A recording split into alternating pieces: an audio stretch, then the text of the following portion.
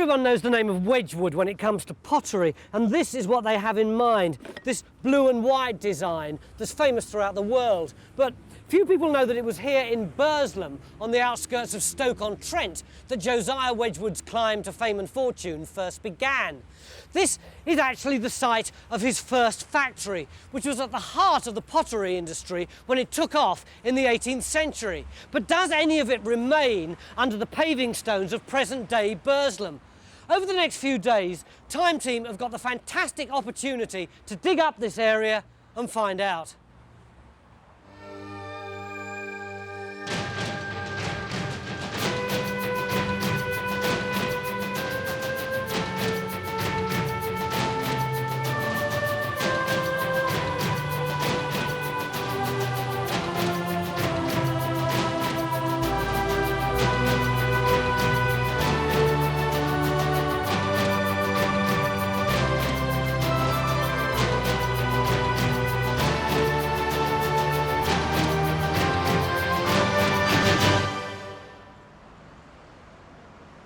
Burslem is one of 6 towns which make up modern-day Stoke-on-Trent. Later this year, a new exhibition centre is going to be built here to celebrate its heritage as one of the early centres of pottery making. But first, before building can begin, archaeologists want to make sure that it's not going to destroy any important remains still surviving on this site. Hey, Tone, come and look at this. What's this then? This is Wedgwood's first factory at the Ivy House, and we're actually sort of trying to line up where it is. That's right, Nick, Bill? That's right. Just over here somewhere? Yeah. Just on the corner over there, perhaps just behind where the traffic lights are. We don't know absolutely for sure. It's difficult to put all the maps together, but we know it's definitely in that area presently. With the big house, this big house here on the right there. So that building would have been off just there somewhere? That's right. Now, we know that building was built in 1751. It was owned by John and Thomas Wedgwood, who were Josiah's cousins. Now, when Josiah was 29 in 1759, he wanted to go into business on his own. John and Thomas were ready to retire. They rented him this factory, and he went into business here on his own, and this is the site of it over there. If we know where it was and what it looked like, and we've even got houses of the period still up, That's right. Yeah. why are we bothering to do this excavation? Well, I think, there's nothing left there now where the Ivy House was, but I think this is to do with Josiah Wedgwood. He was a great man of the 18th century. It was a great time of change in the pottery industry. He himself mastered many developments in pottery, which we now take for granted. He was a great chemist and he was a great leader of his time. If we could find some evidence of what he was really doing at this site, it would be great. What do you mean, what was he doing? We know he was throwing pots. Well, we don't know what pots. We don't know exactly what he was making here. We could find all sorts of things. The problem is, Tony, if you turn that over, this is what was there in the 19th century, this huge meat market. And none of that's left? None of that's left, and we don't really know what that's done in terms of its foundations to the earlier archaeology underneath. I mean, it might have completely wiped it out, mightn't it? Well, I should think it probably did. I mean, could anything have survived the building of this huge Victorian meat market? The only way to find out is to dig. And before we can do that, we need to work out exactly where Josiah Wedgwood's first factory actually stood. How are you getting on? What I'm trying to do is identify the site of Wedgwood's first pottery here, the Ivy House works. Now we're lucky, we've got a plan of 1835, which was probably put together around about the time the meat market was being built. We can see on here the meat market against the background of the pottery. And then we've got a map of 1878, which shows the market hall, which we can overlay over that. And on that one, we've actually got the position of the town hall and big house, so we can start to fit them together. That's very good, isn't it? And if we translate all that onto the modern map, so we can see it all on the modern base, we can actually start to work out where they lay out the fact where the pottery was. It's a bit complicated, that, so I've simplified it onto this. You can see the area of the yellow is the meat market, the red is the Wedgwood's first factory, and the thick black lines are the modern detail. That's the town hall, that's big house across the road. So we're effectively standing on the corner there then? That's it, this flower bed here, and there's another flower bed behind us, which you can see there, that red building we think is the Ivy House cottage. This is here? That's right, yeah, it's just in this strip down here, Tony. The Ivy House cottage, if it still survives, would be coming across this corner here. We've just got about 4 or 5 metres of it. Yeah. If it survives below here. So one trench along Straight here. down there, yeah. Bill, bigger Yeah, one? I think so. We also really ought to have a look for this kiln, shouldn't we, really? Yeah. That's over where the circular bandstand. I think it'd be nice to take that bandstand away. I think that looks horrible. Get rid of that. It's a fairly big target. It's like 8 to 12 metres across. We could get a trench right the way. If it still survives, then we should hit it. Yeah. So Trench 1 will be opened up here, and Trench 2 will go in behind the bandstand. But I must admit my worry is that we're not going to find anything but Victorian rubble, though one of our pottery experts is more optimistic. We should find something here. There's been pottery making on this site since the late 17th century and right the way through the 18th century. So you've got to find something, hopefully Wedgwood.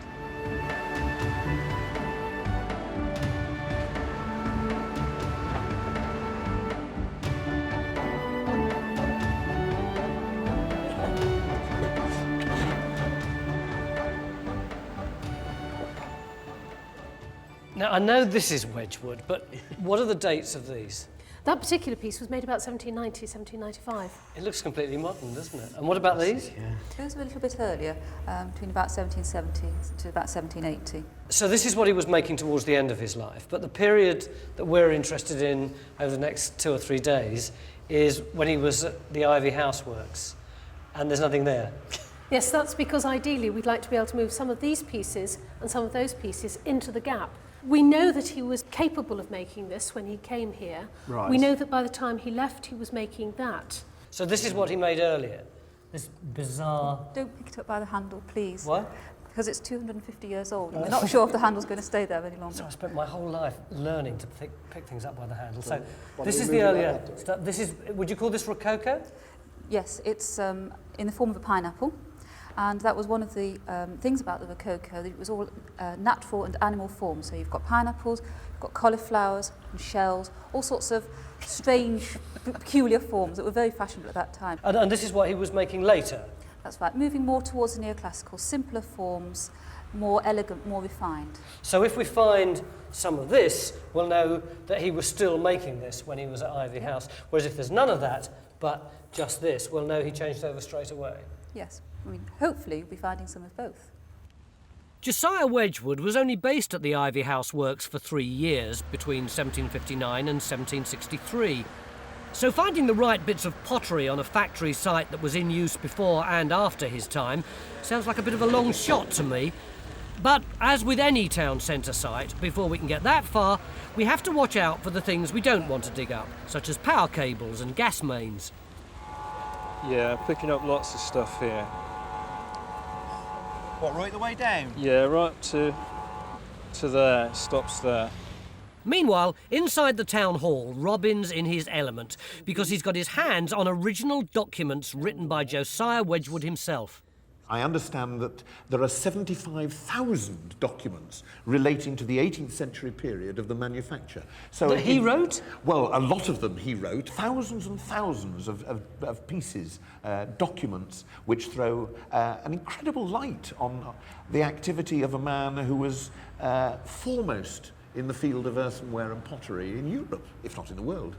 Josiah kept records of his experiments, and we do know that while he was at the Ivy House Works, he was trying to perfect the glaze he would need to produce whiteware pottery. What was so significant about this whiteware of his? It looks to me just like the stuff you get in Woolworths. Oh, how could you? It was very important because basically there were 2 types of ceramics in England, the everyday pottery or the imported Oriental porcelains. And the porcelains made in the Far East and in England by Chelsea and Bow were incredibly expensive. And Wedgwood, by making cream-coloured earthenware, which was suitable for the tables, made it accessible to the rising middle classes because of the Industrial Revolution and also the aristocracy. Once the Queen had chosen to use a tea and coffee service made by Wedgwood, then everybody followed suit. Out in Trench 1, it hasn't taken long to come down onto some archaeology, and it looks quite impressive. Hi, Phil. Looks a bit different. What have you got here?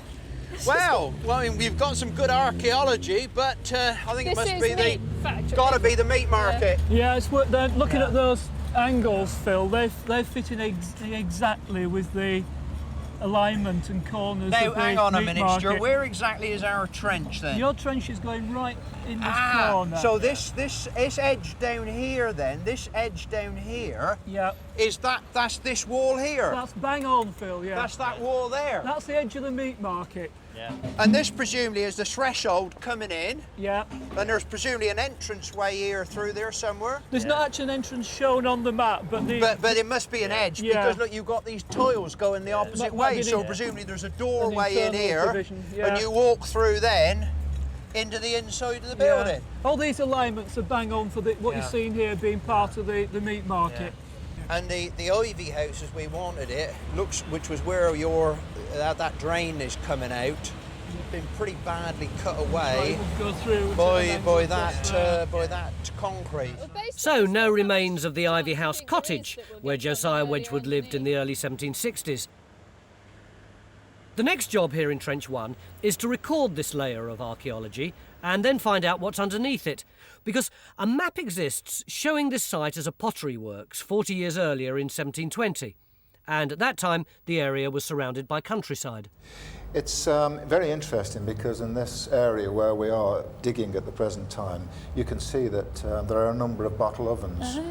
Yeah. But they're all over the place, aren't they, these ovens? They're absolutely everywhere, and everyone's That's sort of right. back garden. Presumably these ones in the back gardens, they would have looked sort of like this, with the farm cottage and then the bottle oven just sort of built on the back, really. Well, that's a good picture of a typical farm and bottle oven around about 1650. And of course, it was all down to the poor quality of the soil at the time. So agriculture wasn't really feasible, so they supplemented their income by turning to making pots. There was coal outcropped on the site, and that would have made the soil poor, but would have enabled them to fire the kilns. Straight away, yes. But I mean, this is 1720, so presumably in our excavations we might hope to find not only pottery from Josiah Wedgwood's occupation of Burslem, but also from pottery making going back 100 years, perhaps even more, before his time. Outside in the rain, progress is slow. Although we found archaeology in Trench 1, so far we've got nothing in Trench 2. So, I mean, we're slap banging, we're at the middle of where the kiln should be. Yeah, the kiln should be. It looks like it's gone then. Well, certainly that's from here, yeah. See, the natural goes right up to the surface, doesn't it? Well, if we look, hang on, there's a load of brick in here, bits of pottery, so this could well be it. What, the kiln? Yeah. You reckon it if could? all we've got is just like the very base left. Phil? Yeah? What you got for us? It looks like we might have the kiln, Tony. Hey, Really good. How do you know that's a kiln? Well, look, we don't know for sure, but look, you see that brick there, vitrified brick? That's incredibly fired, incredibly high. Yeah. And then above it, as Noel's pointed out, we got saggers, which are the pots that they used to fire the other pots inside. And look, and then we've actually got the piece of pot. What do you reckon of that again? Well, it's biscuitware, which means it's just been fired once, hasn't been glazed, and it could be creamware. Has it got Wedgwood on? It's the right period, but it could be a bit early, could be a bit later. But effectively, this could be Wedgwood's kiln then. Could be the one, yeah. So are you going to cut the trench further back? We got to.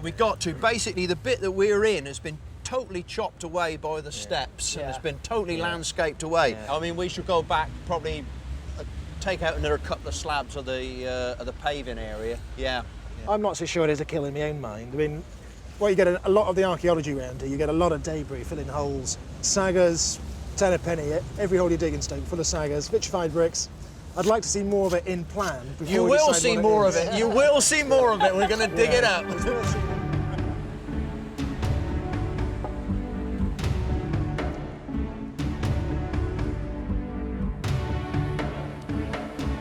Well, we may not have found the remnants of the Ivy House factory. Maybe it is lost under the meat market, but it could well be that that is the remains of that kiln.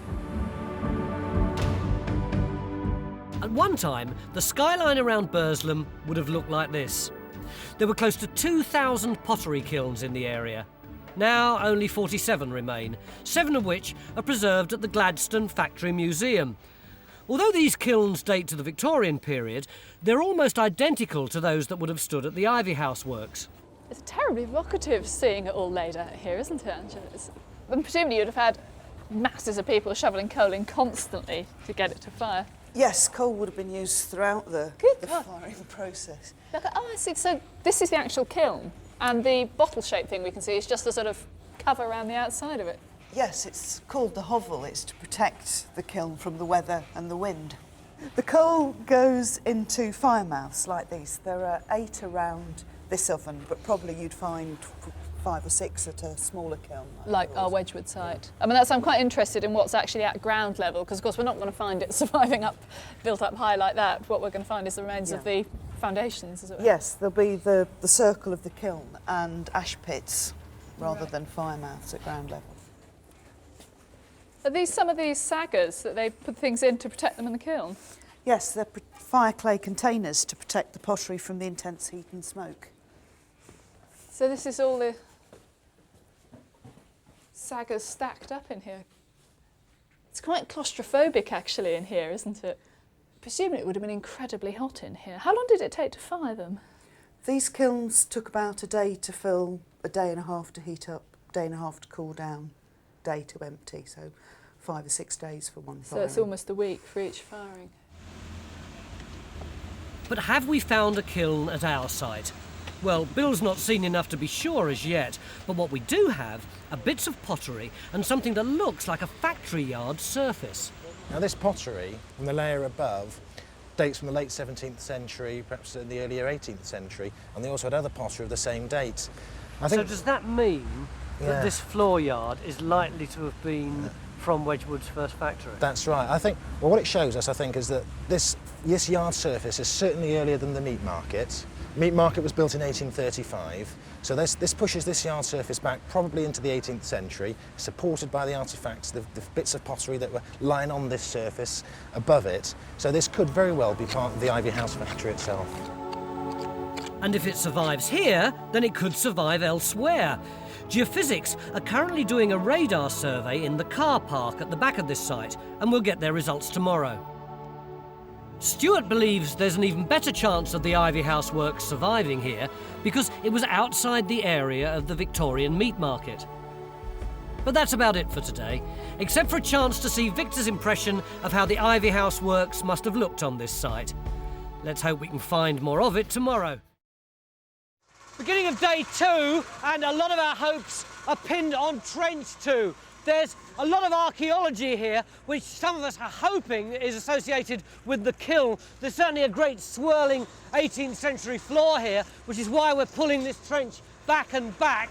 Over here, this is Trench 1. That's the one with the beautiful red tiled 19th century meat market floor in it. And whatever's under that floor has been nicely sealed in. So we've recorded the floor, now we're taking it up to see what's underneath. And this is Trench 3, which we didn't have time to do anything on yesterday, so we're starting now. As you can see and hear, it's all happening, just crossing our fingers that the rain doesn't start again. It seems a shame to have to break up these Victorian floors, but now that they've been recorded, we need to know what's beneath them. Our new trench, Trench 3, is positioned outside the area where the meat market stood, and we're hoping that we might find the remains of workshops which were part of the Ivy House pottery works. But these trenches are only in one half of the site. We still have the car park area to investigate. John? Hi, Tony. Is that the geophys results? Yes, we're getting some nice responses, Tony. This is just one of the traces. We've done a line along here, and there's a bit of noise, a bit of sort of interference, and then this abrupt change at this point here, and everything to the right, that suggests it's the meat market, where it's actually cut into the deposits, and so removed all the earlier evidence.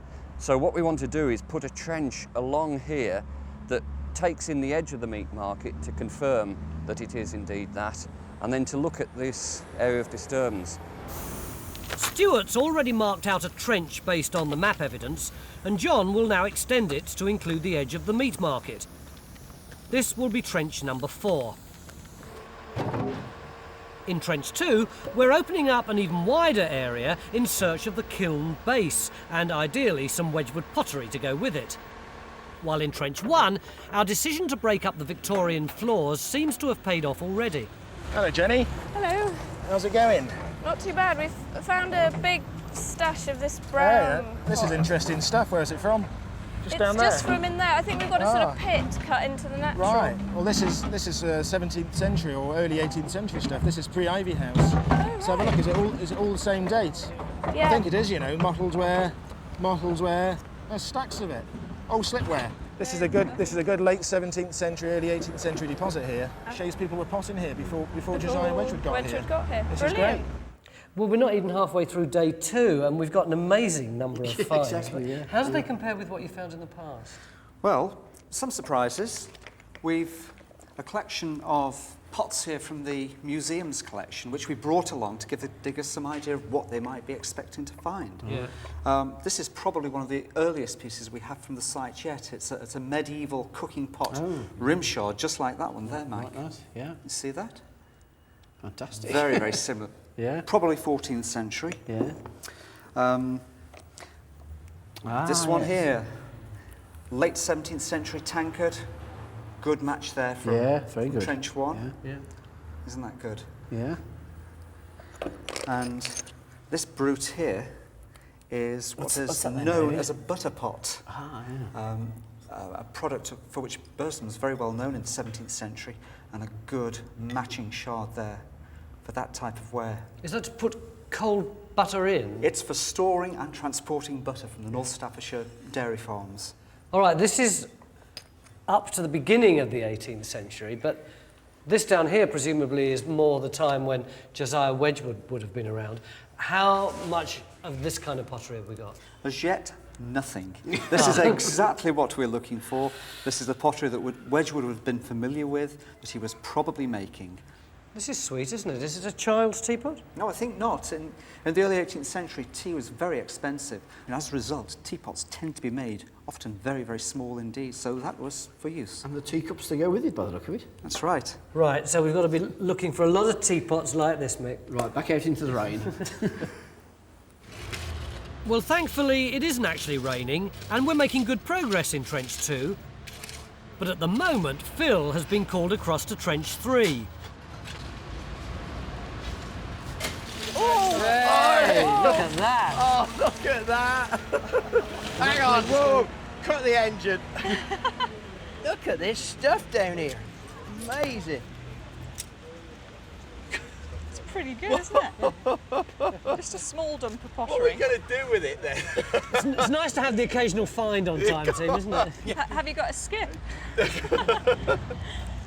Is that all 19th century?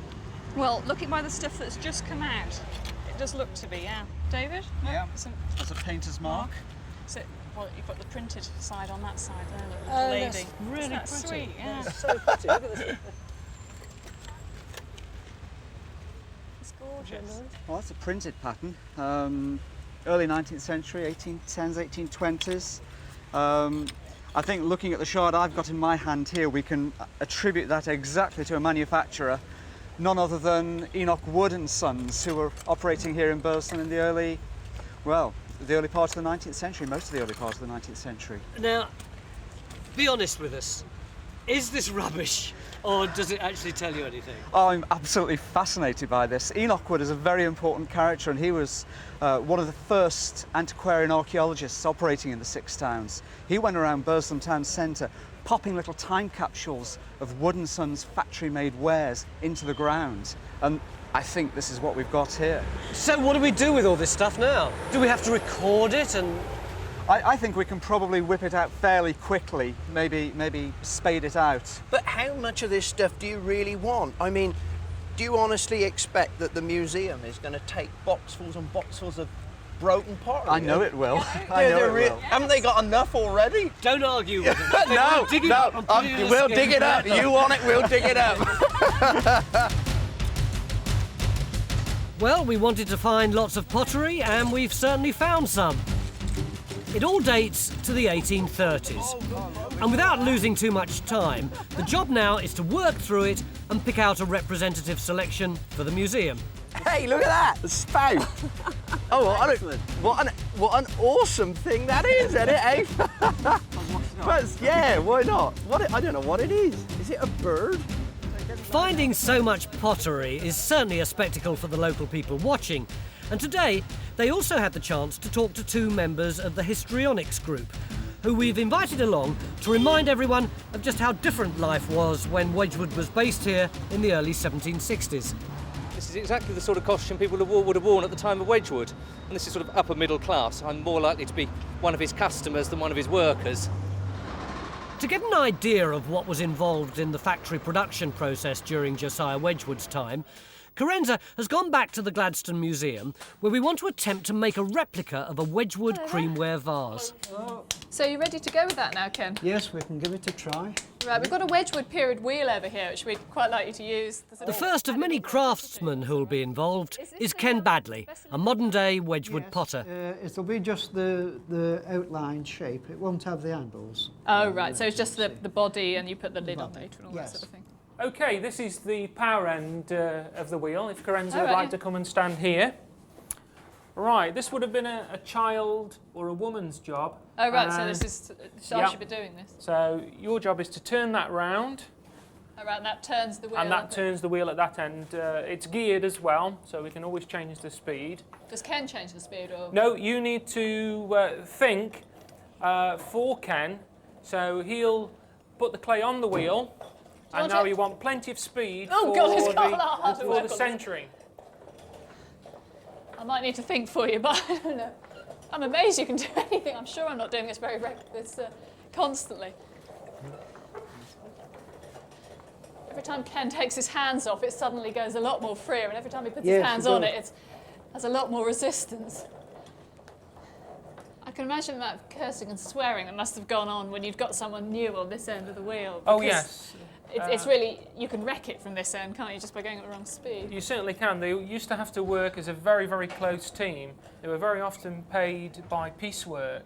So the more pieces they made, the more money they made. So if you'd got somebody very inefficient at this end, then that would affect the earnings of everybody. You may have turned the wheel and former life. You think so? I'm doing a reasonable job, am I? Throwing the vase on the wheel is just the first stage in the production line process. Tomorrow, once it's had time to dry, it'll be shaped on a lathe, and Victor will have a go at painting a design on it. Right, I'll remove the pot. The potter wouldn't have taken the pot off, they would have had a small child to do that for them. Right, so what do we do now? The lead. In Ken's opinion, an experienced potter like himself should have been able to throw about 120 vases in a day.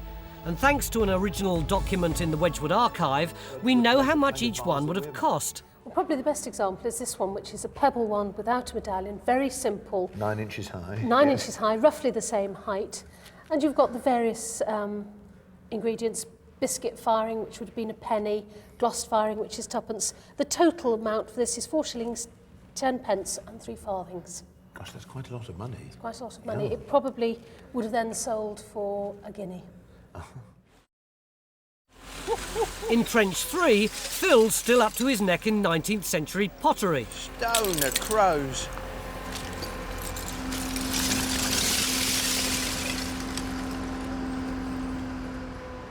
Certainly we've found more than our volunteer pot washers expected. But our best hope of finding some Wedgwood pottery has still got to be Trench 2, which is looking better and better. I think what we've got here, Mick, is part of a kiln structure. Wow, now, that's fantastic, isn't it? Can you see the way it curves? Yeah, like that's brilliant. Let me show you on a drawing. It's look. amazing that that bit's left, isn't it? Everything else is dug away. That's right. What we've got is this part of this circle, which is the outer part of the kiln structure, which is called the hovel. Now, if we look at that, how that would have looked sort of actually stood up. That's like in plan, looking down from above. So if you look at it from the side, it would be sort of a bit like this. It's a bottle shaped. A bottle shape. So is this the brick inside it here? That's right. With buttresses or something on it? I think they're probably buttresses, but what we haven't got is what would have been inside this, which would have been the oven. Another circular structure. Right. And there would have been a passageway inside for the men to work. There would have been fire mouths regularly spaced around the actual oven. Men would have worked inside this gap in between the oven and the hovel. And what I think we've got here is part of this kiln and oven structure coming across like that. And I think we might just have clipped the oven wall up here, and there's some quite interesting stuff in the section. Well, we ought to go and look at that if you've got a section there. Let's go, yeah. What is it that you want to show us? Well, around here, Tony, I think there's some evidence that there could be earlier kilns. Now, we think, as we were saying, this is part of the factory that was here in 1835, a later version of the Ivy House. But beneath it, you can see there's 1, 2, 3, 4 layers of bricks. I'm not sure if it's to do with this flue entirely or not, but they could be the floor surfaces of earlier kilns. So, that layer of 3 bricks there could be Wedgwood's own kiln? Well, it's possible, it's possible. So how are we going to establish that? Well, what I think we need to do is to actually have a look somehow at these earlier deposits. How are we going to do that without destroying this quite interesting stuff on top? There might do it. We could do, yeah. We need to have a chat about that and decide how best to progress this. Okay. Time for a late lunch and a lesson in etiquette, but also the chance to see a genuine Wedgwood creamware plate, so we can recognise one when we dig it up. 18th century forks are quite a new thing. You've still got the knife with this bulge at the end, which is for picking up peas. And that's just about allowable, going out of fashion. What would Wedgwood's workers have eaten off? They'd probably have eaten off pewter, whereas Wedgwood himself would have ensured the latest creamware was shown to his guests, because he was very shrewd at marketing his products, and he would always make sure that this was shown off to everybody, so he got the maximum possible sales and publicity. The sun's shining, we're pulling in the crowds, and every one of our trenches is stuffed with archaeology. How often can we say that on time, team? What you got? Well, it's an ale measure, and it looks as though we've got nearly all of it. I'm just trying to piece it together. We've certainly got these bits that fit together. What's that bit there then, Alison? Well, that's a seal, and apparently that sort of authenticates the measure to tell you whether you're getting a full pint. Right. It's the sort of thing you would have had in an inn. It has a crown on it in the middle, and below it should have the initials of the monarch, but we can't read them. What sort of period, any idea? Well, we think it's late 17th, early 18th century. Right, what else have you found in the trench? Lots of interesting pottery, all the same date and part of a kiln. A kiln? Can we get down there? Jen, can we come and have a look? Only a very small bit of the kiln remains, but in a construction trench next to it, there are lots more fragments of early 18th century tankards. These tankards and the measuring jug are finished items, and could have come from the Bluebell pub, which we know was outside the town hall in the early 1700s.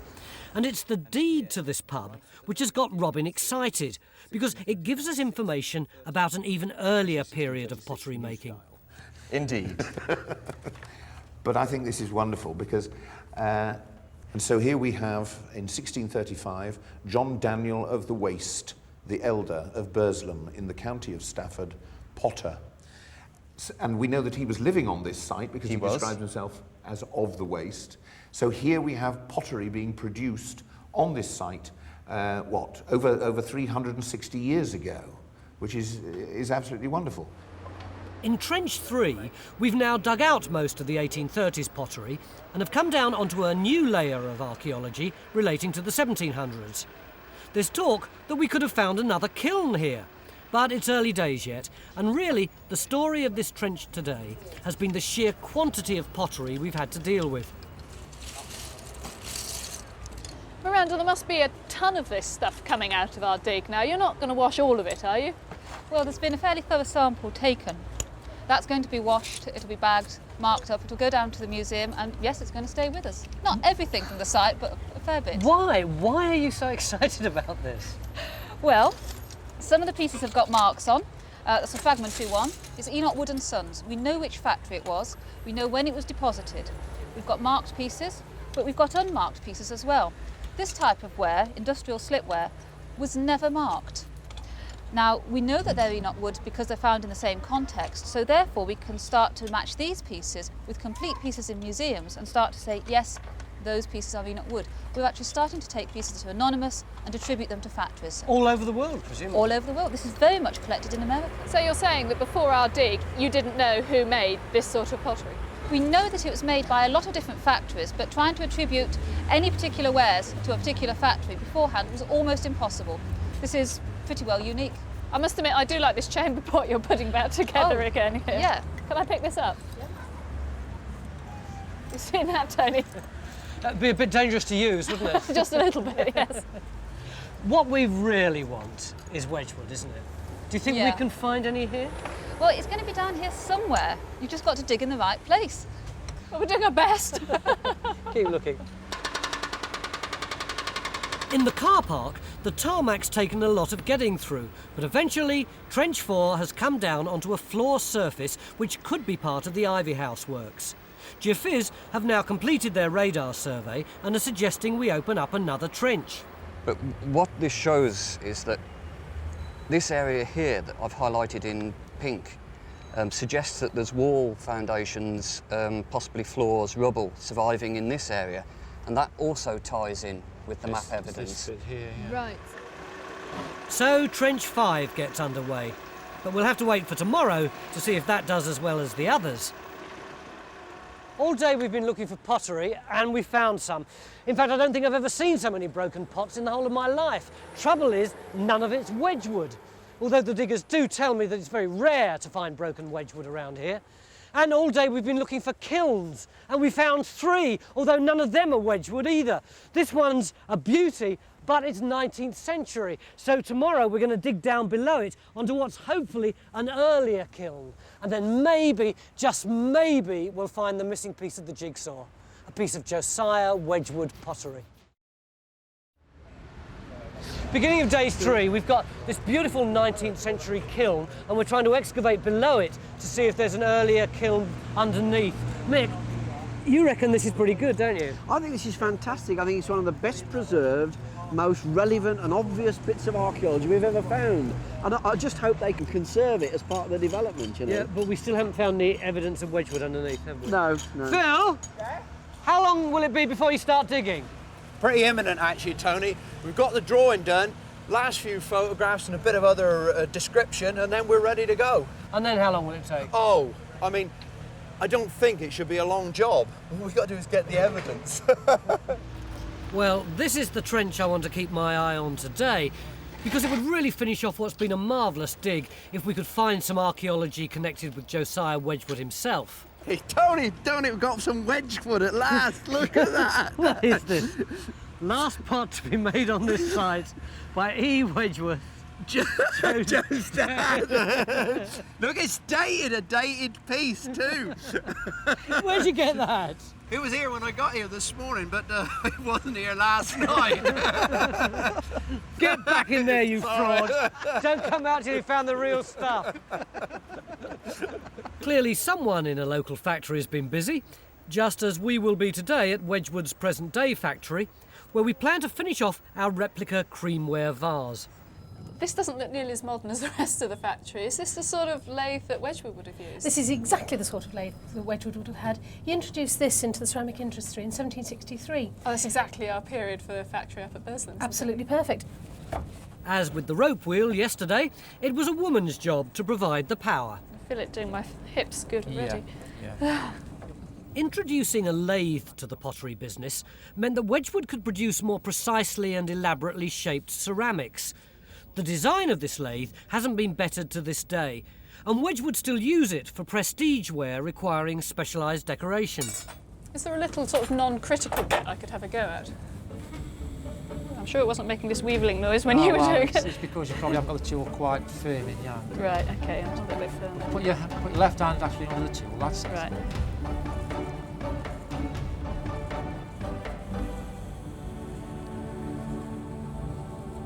Oh dear, you can smooth that off, can't we? Not as easy as it seems, is it? Once it's been shaped, the vase is burnished. It actually closes the pores of the actual piece. That's amazing. I can see the shine That's of right. the light reflecting off it, sort of moving up. That's right. That's incredible. Put a bit of water onto the actual The footing for the vase is also stuck on at this stage in the process. It's a lot of stop. Phil to Tony. Tony, I think it'll pay you to get over it. We think we've got what you want. David, can you come over to this trench? Yeah. What you got for us? Knew we wouldn't let you down. Oh, what's this? Have a look at that. Yeah. What do you think of that then, David? Is this creamware? That's creamware. Now, what can you tell us about that? Well, I can tell you that that's the biz, that's the right period, that's 1760s, it's a plate, 10-inch plate. If it's not Wedgwood, that was made by whoever followed him immediately. That's the period. So how can we establish whether anything that we might pull up is Wedgwood rather than the people who came after him? We can hope for a mark, but that really is a long shot. Where did you find it? It's just in this material, this build-up. You see, here's the bricks. This is what we think is the floor, and we've got this build-up. There's another piece coming out. Yeah. Oh, yeah. You didn't just break that and put it in, did you? Oh, yeah. I mean, there's loads of it too, look. That's only one bag full. Did they mark the bottom? We don't know that they marked it at this period. Yeah. Certainly during the later 60s, Wedgwood was marking his pottery on a more regular basis. But it would be nice to see this alongside other material of the same period. That would help us to determine more closely the date of production. Excellent. Well, really what we want to do then is get the rest of this layer out, and if we can get these fines processed, absolutely, you can have a look at them without Indeed. the dirt on them. Hey, look! Hey! It fits! Can you find a bit more? More, come on! What's significant is that we've found a layer that contains only pottery from the Wedgwood period or earlier. This tells us that the kiln remains above this layer aren't any later than 1780, and it should also help us to fix a date for the floor or earlier kiln beneath it. So, the archaeology is going well. It's just a shame about the weather. But even the rain isn't going to stop us now. Well, maybe just for a bit. Meanwhile, in the nice, dry, modern Wedgwood factory, we've moved down the production line to yet another specialist. This is a dot box. It's an extruder. Oh, right, it comes out the bottom here. Shall I catch it for you? Yeah. Place it on the butt. Right. Oh, and it's all shaped by this sort of extrusion machine. It's got a design in it. Making the handles, that's a former, by the way. Right.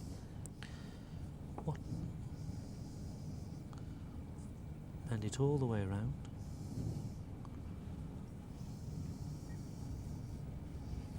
One handle.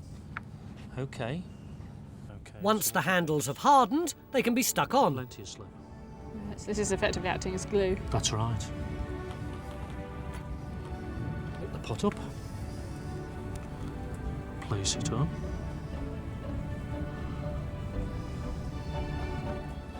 And before long, we've got our complete pot, which is now ready to go in the kiln. This is the first of 2 firings it undergoes before emerging as a recognisable creamware vase.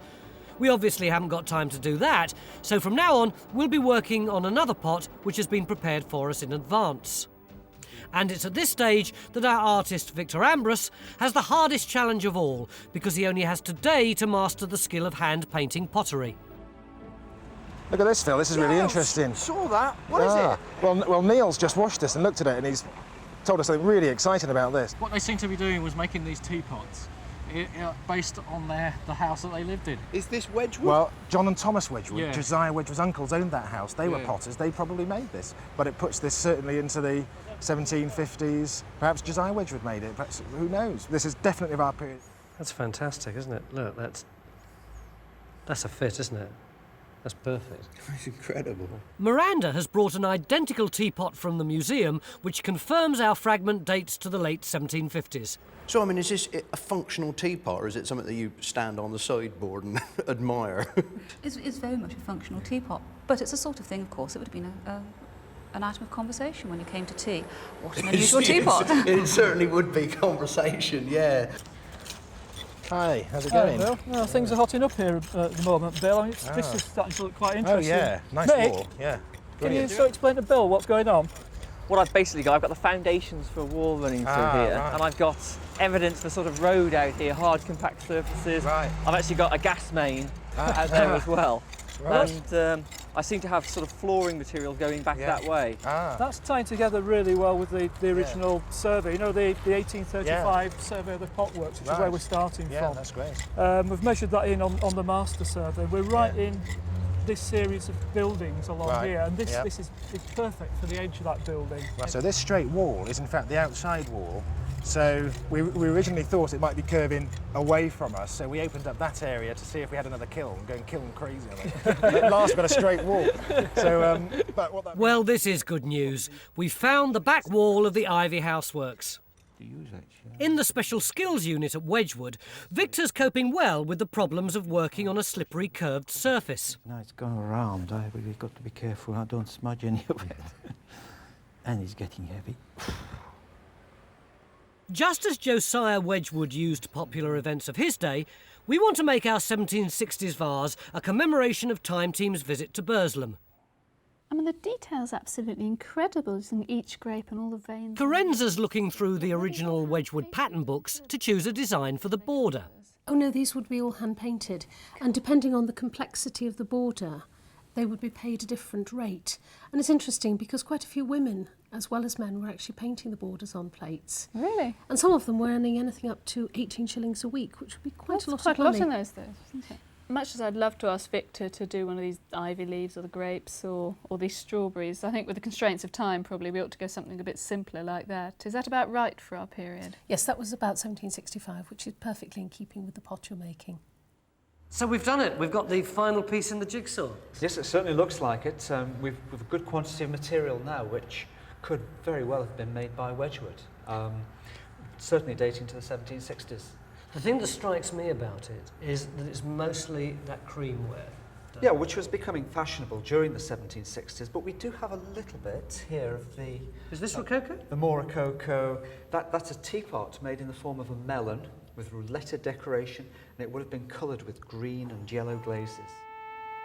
Even if we didn't find a piece with Wedgwood's name on it, these are all ceramics which could have been in production at the Ivy House Works during the period Josiah Wedgwood was based there, between 1759 and 1763.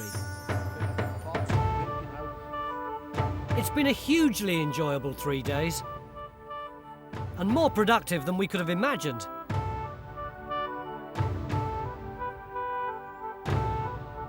Our evaluation work has proved that bits of the Ivy House Pottery Works do survive.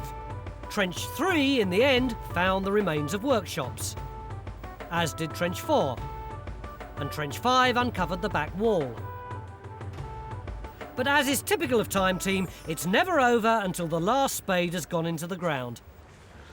Mick, what are you doing digging a big hole? You're supposed to be filling this in. Blimey, got some fun. Look at that lot. Wow, this is amazing. This is only 5% of it. You're kidding? No, it's 5%. That's all that's there. The rest of it's on the spoil heap over there. Oh. What is it, Bill?